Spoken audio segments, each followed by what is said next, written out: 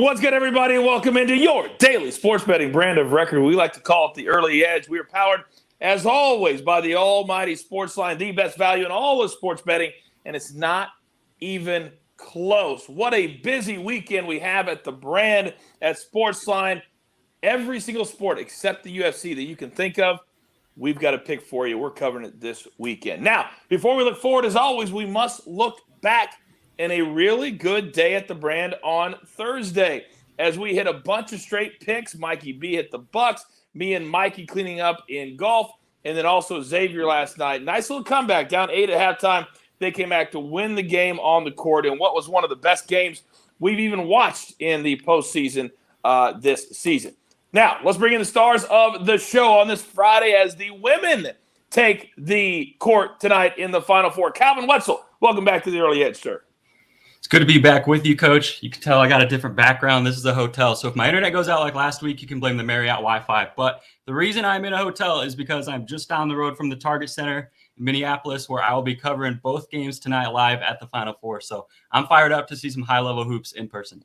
I think it's going to be terrific. We got, 3 1 seeds and a 2 seed in UConn. It's going to be tremendous. Can't wait to get your storyline and your picks here in a second. But, Mikey, me and you and Jeweler, we're all over the Valero Texas Open today. We are all over the Valero Texas Open today. And I just, it's April Fool's Day. We have to start with a little bit of a joke. And I want to tell you, it's my favorite day of the year to give sports information because if I'm wrong, I'm literally just going to tell you that it's a joke. I did see a few things on social media this morning, and I forgot what day it was. And I was like, this can't possibly. And then I was like, okay, all right, they're just messing with me. So this day, it's a win-win for all of us today. It really, really is. All right, let's get into it. Storylines that could affect the betting lines today. And I got to tell you, the NBA right now, we're clicking pretty good. SportsLine, the models are clicking pretty good. But you've got to keep in mind, not every game is going to be like the Bucks and the Nets last night, which I saw you, Mikey, on social media. Give me 7 of those games too. But it's all about injuries, who's playing, who's not. Start us off. Yeah, there's definitely give me 7 of that series. But this is the time of the year where we really see the tanking. We really see some teams resting in some key spots. First of all, Memphis tonight. We already know Ja Morant is out, but Steven Adams, Jaren Jackson Jr., Tyus Jones, Desmond Bane, all listed as doubtful for this game tonight against the Phoenix Suns. And then the game I really want to hit on is the Milwaukee Bucks. Nobody is listed on the injury report here yet. However, they picked up a big overtime win last night.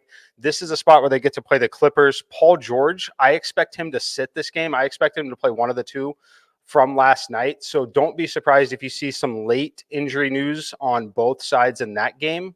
If you're looking at betting it, I would maybe either grab it early now on which side you think someone sits out or wait it out because I think we definitely see some late afternoon injury updates today in the NBA. Did the Bucks play overtime in Brooklyn last night, but the Clippers played overtime in Chicago, blowing a big late game lead to the Bulls in what was a big game for Chicago. So both teams could be affected here tonight. Keep an eye. Follow my man Mikey on Twitter. He's always giving you updates throughout the day. Now, let's get into our plays from Minnesota.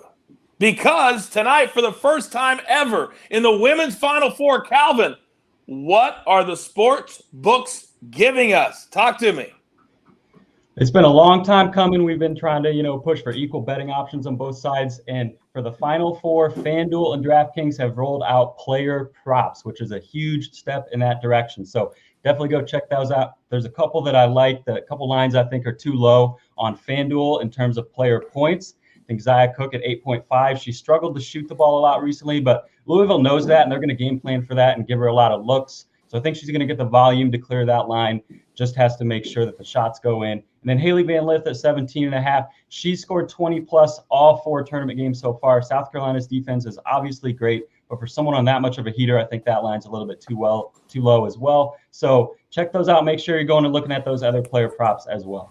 Yeah, speaking of FanDuel, by the way, if you guys aren't paying attention to what our guy Mad Max at the Thunderdome is doing, he hit another plus 6,000 same game parlay last night. He has been on fire, and you can only play those at FanDuel, and he posts those every single day. It's been amazing to watch what he is doing. All right, let's get into our plays for the day. And I'm going to start on the ice in hockey. Buffalo, they've been an absolute cash cow on the puck line as of late. So we're going to lay the juice at minus 160, but we're going to get plus 1.5. This game drops a puck at 7 p.m. Eastern time. I love this play. Then our second play, we're going to go to the Memphis game that Mikey was just talking about. But we're going to take the Suns, minus 6.5. They're playing a really, really good basketball.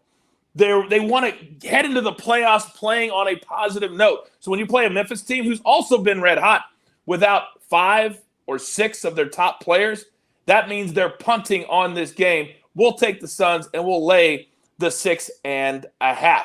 Now, we've got a lot of golf that is starting in the next couple of hours. We are golf heavy today because we cashed a couple yesterday. So, Mikey, I need something else today. You know the drill. Son, give me something from Texas. Give it to me. All right, round 2 matchup, Brendan Steele minus 130 against Lee Westwood. Found this over on DraftKings. This is a little juicy, but I still like it. I make this one all the way up to minus 144 in the simulations, close to 59% winner there for Mr. Brendan Steele. What we love here from him is he is elite in terms of strokes gained off the tee, which is something we really value at this course. He rates 5th on tour. No surprise, after round 1, he was 2nd in the field on strokes gained off the tee. Meanwhile, Lee Westwood, he gained 3.8 strokes around the greens and was still negative on the round in strokes gained overall. We don't expect him to necessarily repeat that number. What we love about Steele is he's so good off the tee, puts him in positions to not make mistakes on this golf course. Take Brendan Steele minus 130 over Lee Westwood. Yeah, also to back you up on that, Lee Westwood played last week in the match play, and historically, when he plays back-to-back weeks, certainly since his 40th birthday, he backtracks a lot because age gets to him and he has to walk quite a bit. So I love that play. I'm quickly going to do my 2 plays because you need to get them in. I'm going to go Matt Kuchar plus money, plus 110 over Gary Woodland. Kuchar got off to a great start yesterday. At this course, he has been dynamic, dominant over the years. This is his 500th career start.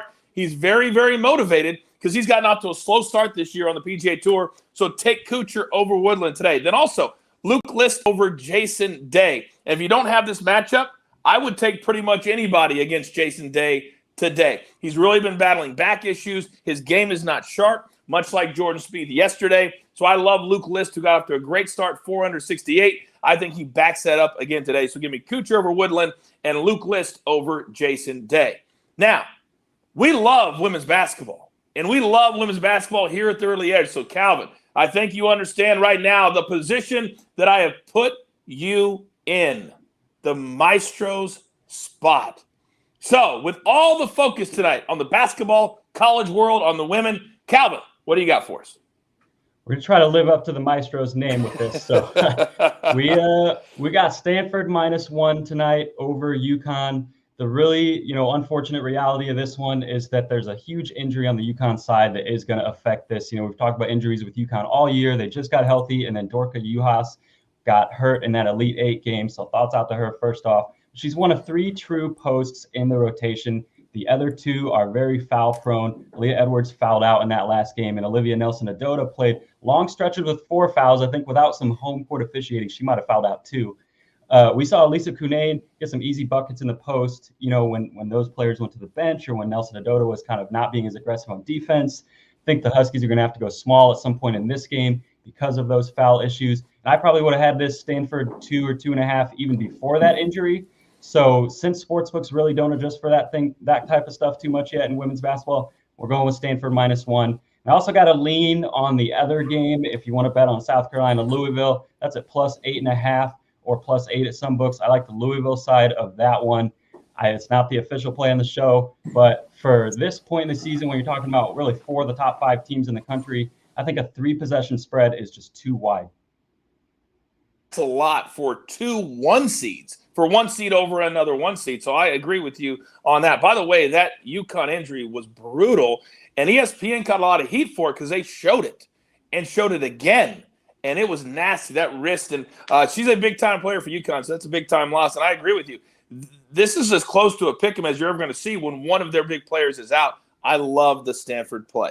All right, grab your paper, grab your pencil. Here is the recap.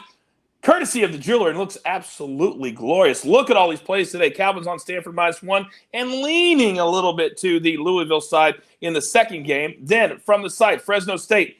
It seems like we've had this play on the board for 4 or 5 days. They're finally going to play this game tonight down in Coastal Carolina, but we love Fresno State. They're a much better team than Coastal Carolina. Then we're on the Sabres plus the 1.5 on the puck line. Then the Suns over the depleted Memphis Grizzlies were laying the 6.5. Then Mikey still over Westwood, Jeweler, McNeely over Hadwin, and I'm Kuchar over Woodland, List over Day. Now, Jeweler, come on and explain yourself with your round 2 pick, but also with your gym. Okay, so like you mentioned, round 2, we're going to take Maverick McNeely over Adam Hadwin. Maverick McNeely, we're going to keep with the Stanford theme here because he is also a Stanford kid himself. He had an absolutely phenomenal ball striking day yesterday, led the field in strokes gained approach. Only thing that didn't work out for him was the putter. I always like the guys who are having a bad putting day going into that get backed up with solid approach as opposed to the other way around, because if you're hitting the ball poorly but putting well, that means the putter's making up for a lot of faults in the game. As far as the gyms go today, just a couple of little sprinkles on some outright winners. We're going to take Rasmus Højgaard plus 1,400 to win this week, and then also Siwoo Kim, take that into the weekend at plus 2,500. Just a couple of little bullets. I like the way they're playing. They're both proven winners. Whenever you look at the top of this board, not a lot of winners. I'll take guys who have won in the past. Højgaard, not a winner on the PGA Tour, but he's been very good on the DP World Tour, formerly known as the European Tour, over about the last couple of months. So Højgaard, Siwoo Kim, let's hope they win on Sunday. I hope they don't win on Sunday because I have Adam Hadwin ticket that I'm sitting on. So a part of me is tempted to challenge you to a showdown, but I'm not going to do it because I'm a big fan of McNeely also. So I'm just going to let that ride and enjoy it for what it is. Now, I had somebody on Twitter yesterday say, Coach, can you please stop saying that Højgaard is brand new? Please stop. And I said to the PGA Tour people, he is. If you watch the European Tour in the middle of the night, yes, you know who he is. But PGA Tour fans do not. You're going to know after this week. By the way, he was T6 last week at Punta Cana. So he knows how to compete on the PGA Tour. Thank you, Juliet. Appreciate that. All right, it's going to be a busy, busy weekend. By the way, don't forget, you all have missed buckets. You've missed Martin W. Green. Well, the international soccer break is over. And if you follow Buckets on Twitter, he has 5 big plays up today. One of those in Bundesliga. And you know how much we love the German Bundesliga competition. So we've got back today, and, of course, they'll be back all weekend. So stay tuned. Turn on those notifications. You don't want to miss one play as those guys have been, trying to get out of the blocks for 2 weeks, and we're back at full strength this weekend. So as we get set for a huge weekend, there's only one thing left to do, and I believe you all know what that is. You've got your marching orders. Let's take all of these tickets straight to the pay window. For my entire crew, love them all. M Square, Calvin, and, of course, the jeweler who puts it all together here at the brand. Never let a day go by without counting your blessings. We love this so much. We love you being a part of it. Tell all your friends. You want to have fun? You want to learn a little bit? You want to be educated and entertained? You know there's only one place. We like to call it the Early Edge. Good luck.